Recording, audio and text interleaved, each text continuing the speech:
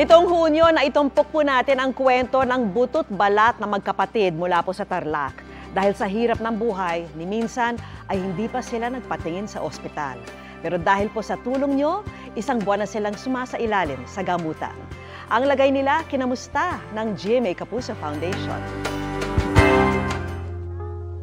May 29 ngayong taon nang unang bisitahin ng GMA Kapuso Foundation ang magkapatid na sina Christian Jake at Roger sa Santa Ignacia, Tarlac. Butot balat at halos hindi na sila makatayo noon.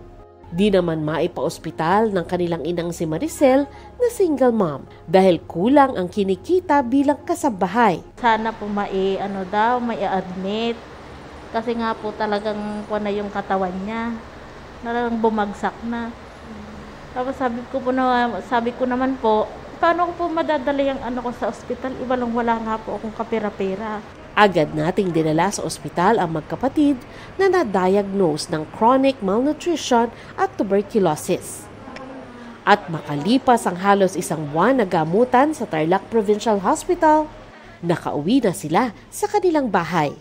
Masigla at bubuti na rin ang kalagayan. Nakakalakad na po. Marami na pong pinagbago. Isa ko po aming dalawang kapatid. Nagbigay na rin tayo ng kalan at electric fan na makatutulong sa ventilation ng kanilang bahay at back care mattress bilang suporta sa likod ng mga bata. May vitamins D na makatutulong maibalik ang kanilang resistensya. Mas maganda kung mas open, dapat free-flowing yung hangin, yung sorbed na yun. Nakakatulong yun, lalo na meron silang existing na sore sa likod. Payo rin ni Doc sa mga magulang.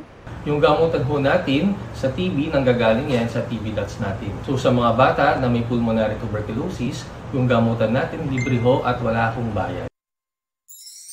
Mga kapuso, tuloy-tuloy pa rin po ang nutrition build-up ni na Christian Jake at Roger para sa pagbuti ng kanilang kalusugan.